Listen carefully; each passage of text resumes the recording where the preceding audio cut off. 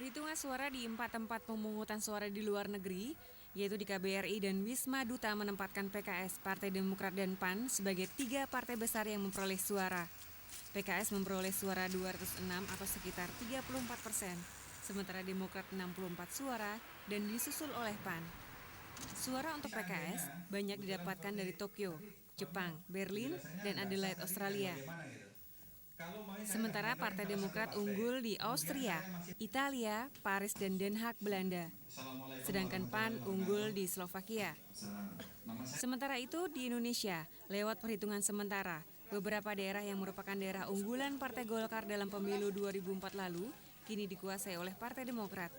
Banyak provinsi dikuasai Partai Demokrat seperti Jawa Timur dan DKI Jakarta. Partai Demokrat juga menguasai daerah Pacitan, Jawa Timur, yang merupakan tempat tinggal SBY. Sedangkan Golkar tetap menguasai daerah Sulawesi Selatan yang merupakan tempat asal Ketua Umum Golkar Yusuf Kala. Golkar juga menguasai daerah Riau. Selanjutnya, PDIP sementara menguasai Jawa Tengah, Yogyakarta, dan Bali. Tim Liputan Metro TV.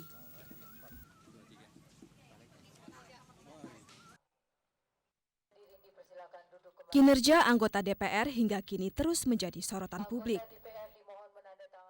Selama hampir 5 tahun masa kerjanya, banyak aktivitas dan tugas dilakukan oleh anggota dewan.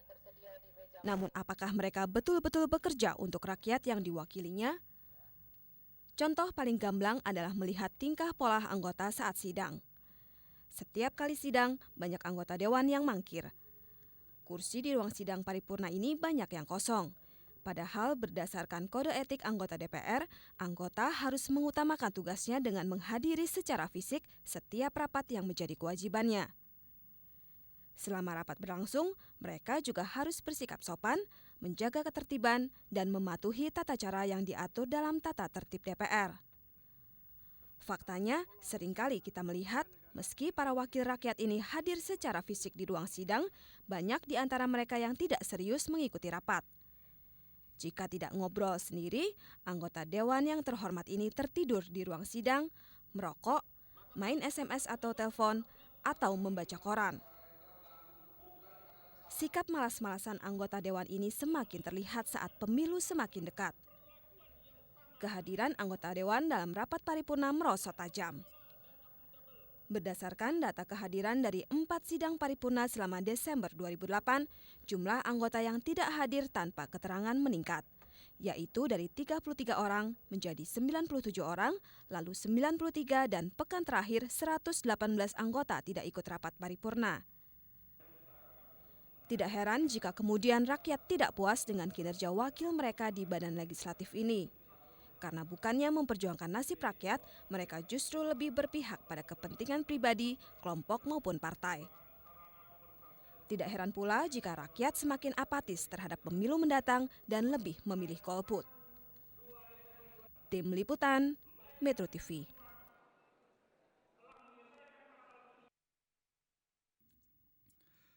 Bumi Serambi Mekah, Nanggro Aceh Darussalam dalam pemilu tahun 2009 ini memiliki keistimewaan tersendiri dibanding daerah lainnya.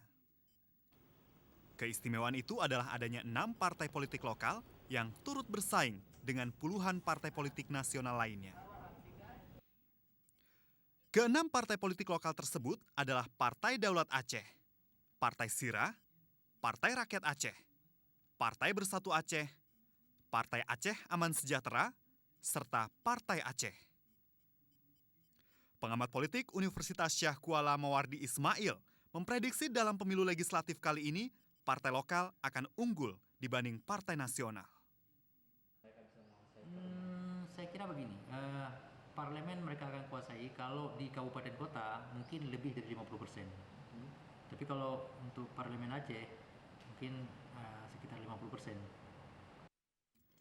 Senada dengan Mawardi Ismail, Ketua Badan Pemenangan Pemilu Partai Rakyat Aceh (PRA) Rahmat Jailani juga optimis partai lokal akan bisa merebut simpati masyarakat Aceh. Partai Rakyat Aceh sendiri sedikitnya menargetkan 8 hingga 12% suara di provinsi paling barat Indonesia ini. Yang akan dilakukan oleh Partai Rakyat Aceh apabila terpilih adalah 1, 2, 3 dan lain sebagainya. Jadi cara berkampanye yang seperti ini menurut kami yang belum pernah dilakukan oleh partai lain. Nah, dari situ kita berkesimpulan bahwa ternyata kami memang mendapat tempat yang baik di hati rakyat. Dengan keterbatasan logistik, dengan keterbatasan sumber daya, tapi kita mampu mampu memberikan sesuatu pada pemilu 2009 di Aceh. Namun meski partai lokal diprediksi akan mendominasi perolehan suara, kemampuan untuk melakukan perubahan ke arah yang lebih baik bagi masyarakat Aceh masih harus dibuktikan. Bisa jadi ya, tapi berharap terlalu banyak juga jangan. Ya. Kenapa? Orang biasanya begitu masuk ke dalam suatu sistem, dia akan mengikuti sistem itu. Nah, jadi seberapa banyak sistem itu bisa berubah sangat tergantung kepada orang yang bersangkutan. Mampu nggak dia keluar dari sistem yang ada ini, ya. Termasuk keluar dari kebiasaan-kebiasaan yang lama misalnya. Ya. Jika nantinya partai lokal benar-benar bisa mendominasi perolehan suara, bukan tidak mungkin keberadaan partai nasional akan terancam. Apalagi jika partai nasional tidak mengubah sistem kepengurusannya yang saat ini dinilai masih sangat sentralistis. Pemilihan umum di Nanggro Aceh Darussalam juga diprediksi akan berlangsung aman. Hal itu dibuktikan dengan lancarnya pilkada tahun 2006 serta masa kampanye terbuka yang relatif berlangsung tertib. Dari Nanggro Aceh Darussalam, Hendra Saputra, Metro TV.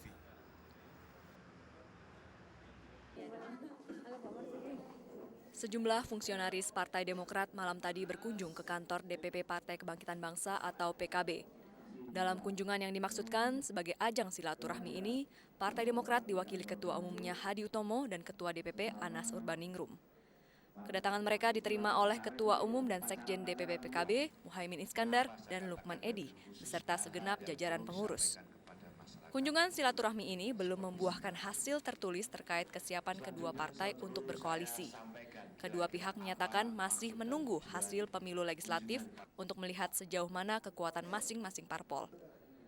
Menurut Ketua DPP Partai Demokrat Anas Urbaningrum, seyogyanya setiap parpol bisa saling mengawasi dan mendukung satu dengan yang lain selama kampanye rapat umum terbuka. Sampai saat ini, Partai Demokrat terbuka untuk berkoalisi dengan partai manapun. Anas menghargai dukungan PKB terhadap pemerintahan Presiden SBY hingga 20 Oktober nanti. Memang belum. Tetapi saya kira komitmen PKB untuk mendukung sampai selesai pemerintahan ini dan kemudian menjalin komunikasi intensif terus, itu adalah tanda yang baik bahwa pintu sangat terbuka untuk membicarakan koalisi lanjutan nanti setelah pemilu legislatif selesai. Menanggapi dukungan PKB terhadap Presiden Susilo Bambang Yudhoyono, Ketua Umum DPP PKB Muhaimin Iskandar mengatakan hal itu tidak ada kaitannya dengan kemenangan PKB kubu Muhaimin terhadap kubu Gus Dur. Menurut Muhaimin, PKB mendukung SBY sebagai capres karena memang sosok yang pas dengan citra partainya. SBY tidak pernah terkait dengan urusan PKB dan capres PKB kan memang juga belum ditentukan, tetapi kita hanya mengkristalkan arah koalisi saja.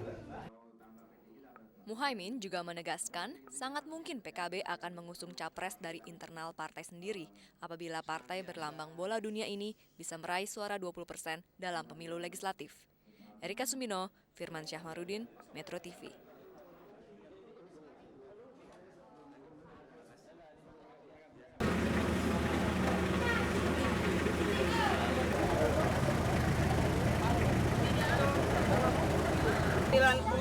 Empat tambah 2 90.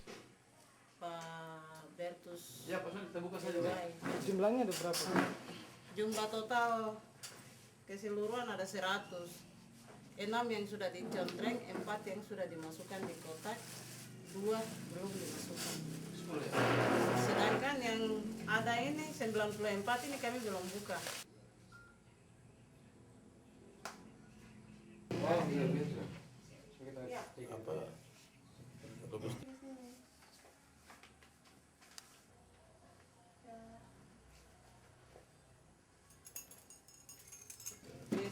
Sejahtera.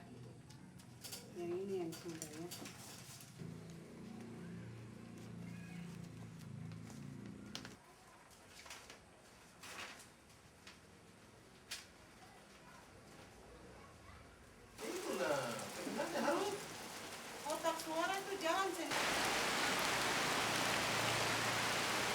Berdasarkan hasil penghitungan cepat atau quick count yang dilakukan Metro TV bekerja sama dengan Lembaga Survei Indonesia, Partai Demokrat menempati urutan pertama perolehan suara dengan meraih 20,4%, PDI Perjuangan 14,5%, dan Partai Golkar 14%. Di papan tengah, Partai Keadilan Sejahtera atau PKS menempati urutan keempat dengan perolehan suara sebesar 7,8%, diikuti Partai Amanat Nasional atau PAN 5,8%, P3 5,3%, dan PKB 5,1%. Hasil ini berbeda dengan pemilu 2004 di mana Partai Golkar meraih 21,62%, PDI Perjuangan 18,31%, dan Partai Demokrat 7,46%. Direktur Eksekutif LSI Saiful Mujani mengatakan, dengan margin error plus minus 1%, hasil penghitungan cepat ini bisa dibilang menggambarkan hasil pemilu legislatif tahun 2009. Meski demikian, hasil ini tetap bukan hasil final, namun bisa digunakan sebagai rujukan bagi hasil penghitungan suara yang dilakukan oleh KPU. Saiful juga menambahkan, penghitungan quick count hanya menunjukkan popular vote dan tidak mencerminkan perolehan kursi di parlemen. Sementara itu, hasil penghitungan cepat juga menunjukkan proporsi suara yang diraih partai politik terbagi ke dalam 4 klaster. Klaster pertama ditempati 3 partai dengan perolehan suara terbesar masing-masing Partai Demokrat, PDIP, dan Golkar. Klaster kedua ditempati 4 partai papan tengah masing-masing PKS, PAN, P3, dan PKB. Klaster ketiga diisi dengan partai-partai yang meraih perolehan suara di atas 2,5% atau lolos parliamentary threshold. Yang cukup menarik, klaster ini dihuni oleh 2 partai baru yakni Gerindra yang mendapat 4,6% suara dan Hanura 3,8%. Berdasarkan penempatan klaster ini, dari 38 partai yang bertarung pada pemilu 2009, diperkirakan hanya akan ada 9 partai yang lolos dari electoral threshold. Sisanya sebanyak 29 partai dipastikan akan terlempar dari Senayan. Terkait sebaran suara, dukungan suara untuk Partai Demokrat berimbang antara Jawa dan luar Jawa. Suara untuk PDIP lebih banyak dikontribusi dari Pulau Jawa, sementara Golkar lebih banyak dari luar Jawa. Tim Liputan, Metro TV.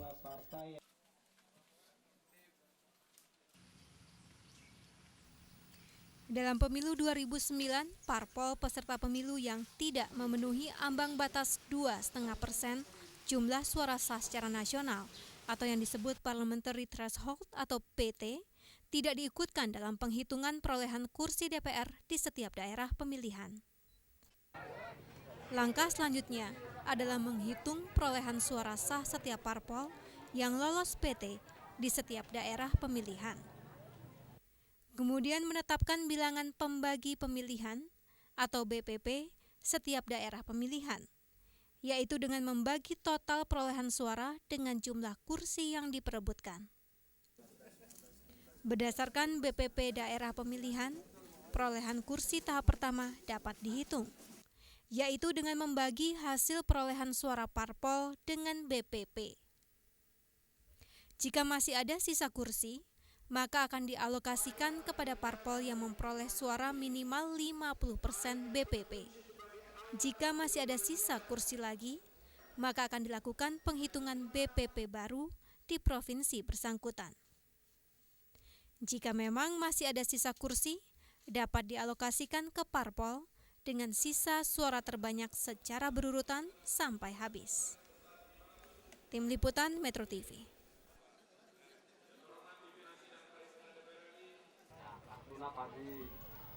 Pemilu tahun 2009 yang akan dilaksanakan pada 9 April mendatang akan menjadi salah satu pemilu terbesar di tanah air. Dilihat dari pesertanya, pemilu kali ini diikuti oleh 38 partai politik nasional dan 6 partai lokal di Aceh.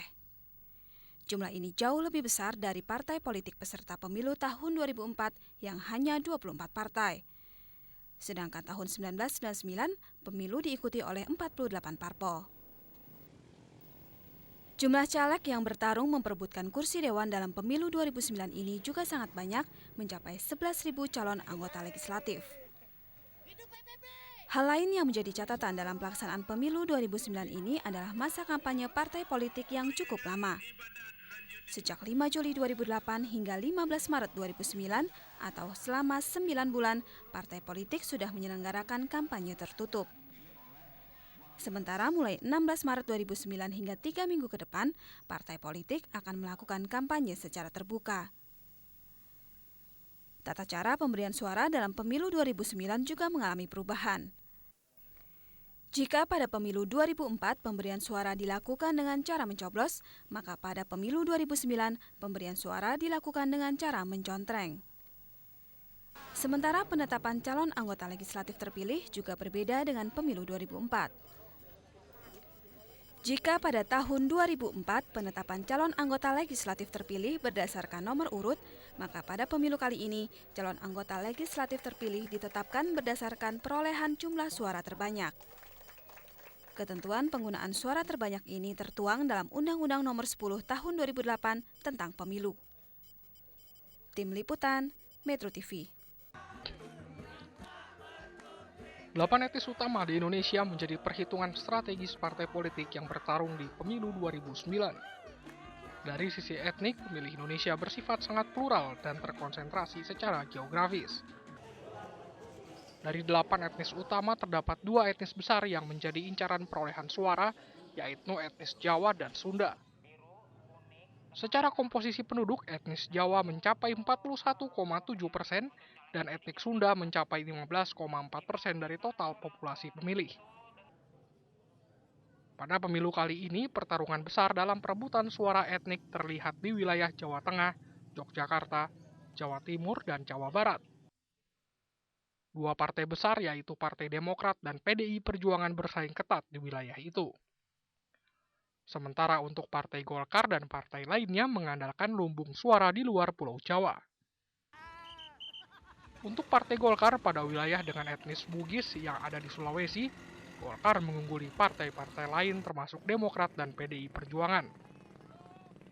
Salah satu yang memungkinkan Golkar mendulang suara di wilayah Sulawesi adalah faktor figur Ketua Umum Partai Golkar Yusuf Kala yang memang berasal dari Bugis. Pergeseran perilaku tidak banyak terjadi bagi basis Partai Golkar di Sulawesi. Namun pergeseran justru terlihat jelas di wilayah yang ditempati etnis Jawa dan Sunda. Di mana pemilu 2009 ini Partai Demokrat berhasil menggeser dominasi PDI Perjuangan dan Partai Golkar. Tim Liputan, Metro TV.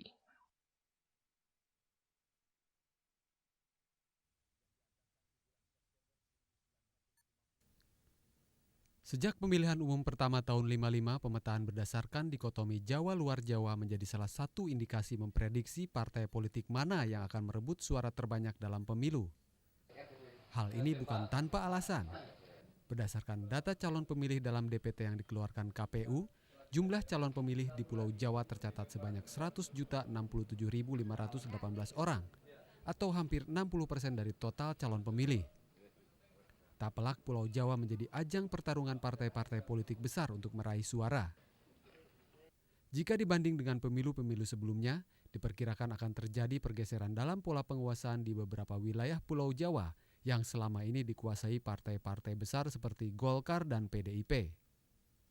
Salah satu wilayah pertarungan paling sengit adalah daerah pemilihan DKI Jakarta. Tingginya heterogenitas sosial, etnis, dan golongan serta sebagian masyarakatnya yang sudah melek politik menjadikan daerah pemilihan DKI Jakarta menjadi sangat istimewa. DKI Jakarta menyediakan 21 kursi yang terbagi menjadi 3 daerah pemilihan, masing-masing 6 kursi untuk Dapil 1, 7 kursi Dapil 2, dan 8 kursi untuk Dapil 3. Jika dilihat dari proporsi antara jumlah pemilih dan caleg, persaingan di Dapil Jakarta tergolong sangat ketat. Sebanyak 21 kursi yang tersedia akan diperebutkan oleh 606 caleg dengan total pemilih 6.960.232 orang. Ketatnya persaingan dan karakteristik pemilih inilah yang mendorong parpol menempatkan tokoh-tokoh kunci mereka di Dapil DKI. Kandidat yang akan berebut kursi adalah Ketua DPR Agung Laksono yang diusung Partai Golkar. Sementara itu, Demokrat memasang Hayono Isman, mantan tokoh Golkar yang pernah menjabat Menteri Pemuda dan Olahraga. Nama-nama lain yang meramaikan pertarungan di DKI adalah Adang Ruhiyatna yang diusung PDIP dan Arief Mudasir Manan dari P3. Meski demikian, ketangguhan tokoh-tokoh ini akan diuji oleh popularitas para caleg dari kalangan artis yang dijadikan vote getter oleh sejumlah partai. Pada pemilu lalu, Di dapil ini PKS merebut suara terbanyak dengan perolehan 22,32% suara.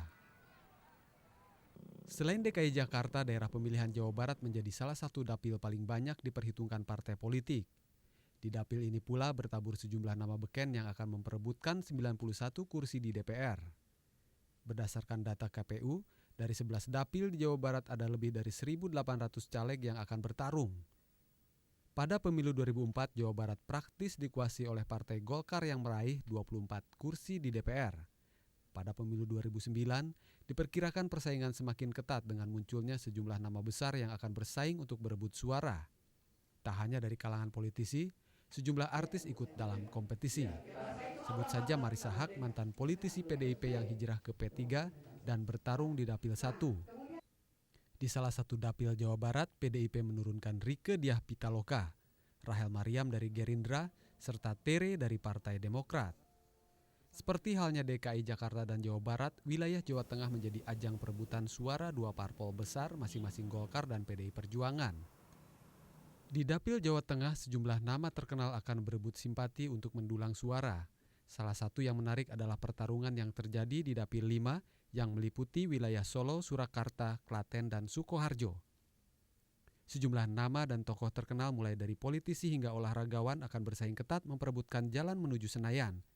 Di antaranya adalah mantan Presiden PKS Hidayat Nur Wahid dan mantan juara dunia bulu tangkis Icuk Sugiarto yang dicalonkan P3. Untuk menandingi sejumlah nama besar ini, PDIP memasang Puan Maharani yang tak lain adalah putri Ketua Umum PDIP Megawati Soekarno Putri. Sebagai salah satu barometer politik Indonesia, wilayah Jawa Timur menjadi ajang perebutan suara sejumlah partai.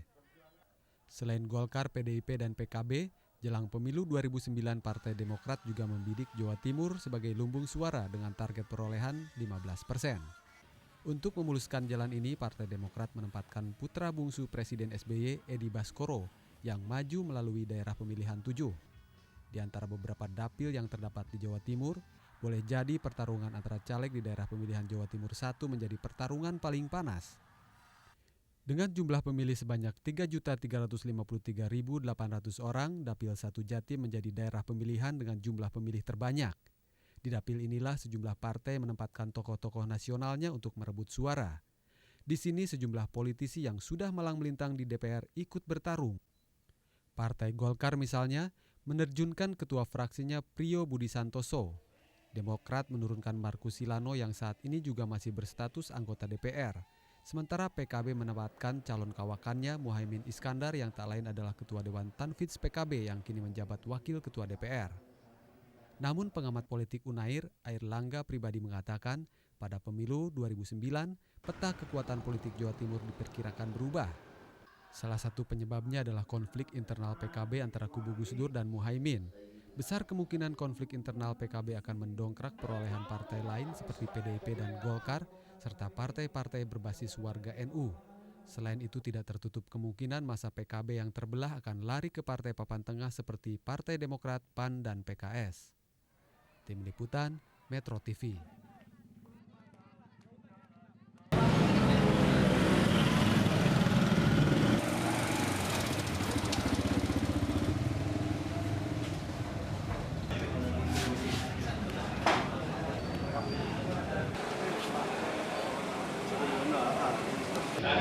Lebih baik.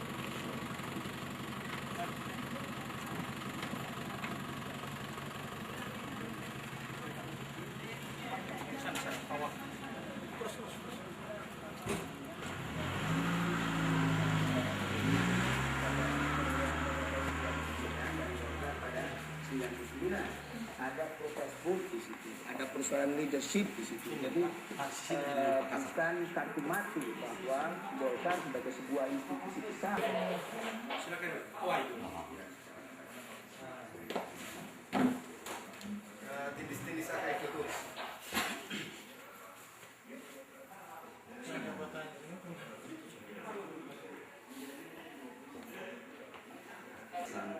tentang tindak pidana menggagalkan pemilu legislatif. Jadi saat ini saudara diperiksa sebagai tersangka. Saya tidak mendengar suara. Marah saya setelah suara yang di atas meja di TPS tidak ada yang menjaga, sehingga saya terpikir bahwa sebaiknya TPS ini. Oh, kalau saya tidak ada perasaan apa-apa, tidak ada perasaan takut, karena saya merasa bahwa saya punya itikat baik untuk mengamankan semua inventaris pemilu yang ada di TPS yang tidak dijaga.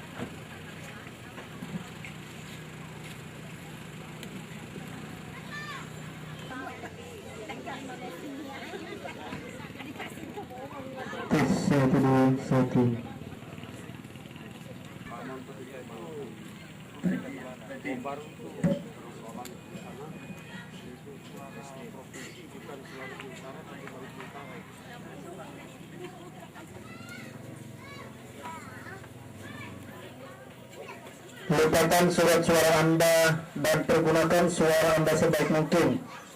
Jangan pariwu mengatakan menghaburangan supaya suara kita terarah baik dan tertuju.